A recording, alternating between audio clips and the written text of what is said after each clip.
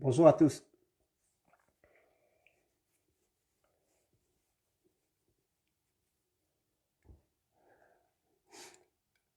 Quand j'ai commencé ce combat, je l'ai commencé en sachant ce que mes parents au pays enduraient, ce que le peuple gabonais endurait.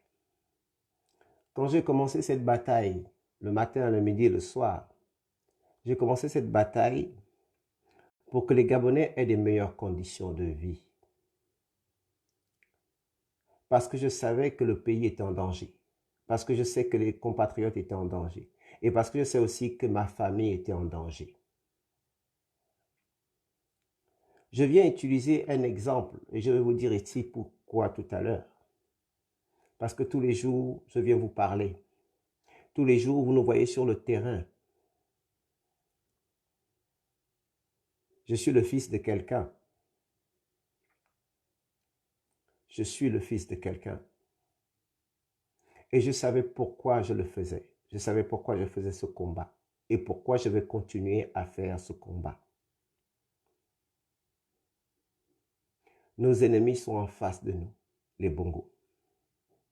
J'ai un message à faire passer aux Bongos. Un message que je donne aux Bongos tous les jours. Noureddine Bongo, Sylvia Bongo, Alain-Claude Bilibinze, Pascaline Ferry-Bongo et tout le système qui permettent de tuer les Gabonais. Je me suis mis devant vous avec mes compatriotes et tous les Gabonais. Et j'avais coutume de le dire tous les jours, que je suis déjà un homme mort. Et que vous ne ferez aucune menace sur mes parents parce que je sais que mes parents sont déjà morts. Parce que je savais que le pays dans lequel on était un pays mort. Depuis quelques jours, le matin, le midi et soir, j'étais au chevet de mon père, par téléphone, par vidéoconférence. J'ai combattu du mieux que je pouvais pour aider mon papa à travers les hôpitaux, à travers les cliniques. On a baladé mon père d'hôpitaux en hôpitaux. Il s'est retrouvé à l'hôpital militaire comme un malpropre.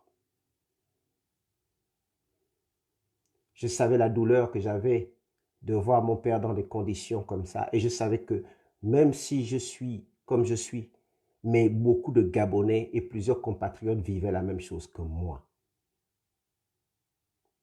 Au moment où je vous parle, je viens de perdre mon papa. J'ai pleuré, j'ai fait passer mes larmes, mais je voudrais donner un message au Bongo, un message à tout le système Bongo et à tous ceux qui soutiennent le système Bongo. Vous ne savez pas à qui vous avez affaire. Vous ne savez pas la colère et la haine et tout ce qui sera à mon pouvoir pour me battre contre vous. Vous ne savez même pas qui je suis et à quel niveau je suis. Et je vous dis une chose, les Bongos, vous avez intérêt à me tuer avant. Vous avez intérêt à m'empoisonner avant. Vous avez intérêt à finir avec moi avant. Prenez qui vous voudrez. Prenez le nombre de parents que vous voudrez. Mais vous allez tomber. Vous allez tomber. Et ce n'est pas aujourd'hui le départ de mon père, mon sang, mon moi, qui va me stopper à ce combat. Je vous jure, en son nom, au nom de M. Nguema, celui qui m'a donné ce nom de Nguema, vous n'aurez pas gain de cause. Vous n'aurez pas gain de cause.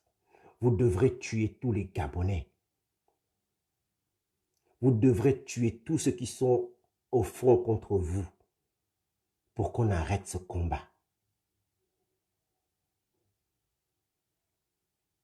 C'est le message que je voulais vous faire passer. Je vais accompagner du mieux que je peux mon père. Mais j'avais vraiment ce message à donner ça à l'ennemi numéro 1. À celui qui a fait que mon père ne puisse pas se faire soigner au Gabon dans son pays. À celui qui a fait que mon père ne puisse pas faire prendre en charge dans le Gabon. À celui qui a fait que le système de santé soit par terre. Et que quand nous parlons de ça tous les jours, nous ne parlons pas que des choses que nous ne connaissons pas.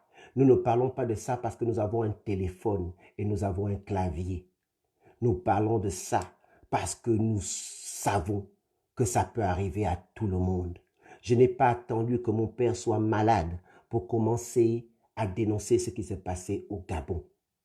Je n'ai pas attendu que mon père n'ait pas de système de santé pour dénoncer ce qui s'est passé au Gabon. Et ça ne va pas s'arrêter. Parce qu'il m'a donné une chose, mon père, une fierté, et d'être moi-même, de m'occuper des autres et de prendre soin des autres. Je sais et je suis un croyant, je crois en Dieu Tout-Puissant, Tata Nzambe. Et je sais qu'en son nom, mon père peut partir en paix. Il sait que son fils va continuer la bataille. Et un jour, mes enfants, mes petits-enfants, même si moi je ne vois pas ça, un jour, nous verrons un autre Gabon.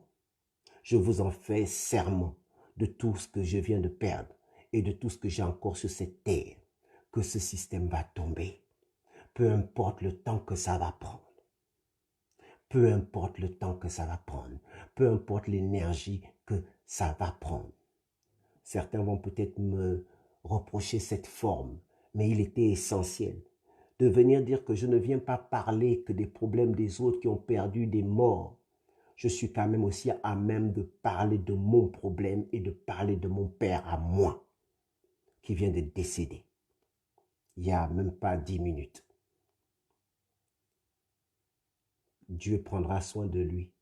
Mais nous qui restons sur cette terre, dans ce Gabon-là, nous ferons tout ce qui sera nécessaire pour continuer ce combat. Ce n'est pas parce qu'aujourd'hui, je vais avoir des larmes. Ce n'est pas parce que je vais avoir à penser à mon père tous les jours, mais à la pensée de mon père. Il me donne cet héritage de toujours défendre ma patrie et de défendre l'autre. Et c'est une mauvaise nouvelle pour vous, les Bongo. C'est une mauvaise nouvelle pour ce système. C'est une mauvaise nouvelle pour les gens qui continuent à mettre ces criminels au pouvoir. C'est une mauvaise nouvelle pour les gens qui continuent à soutenir ces régimes. Vous allez tomber. Peu importe l'énergie, peu importe de ce qui va m'en coûter, mais je ne baisserai pas les bras face à vous. Je ne baisserai pas les bras. Merci beaucoup à tous. Nous continuons cette bataille. Je serai toujours là et là.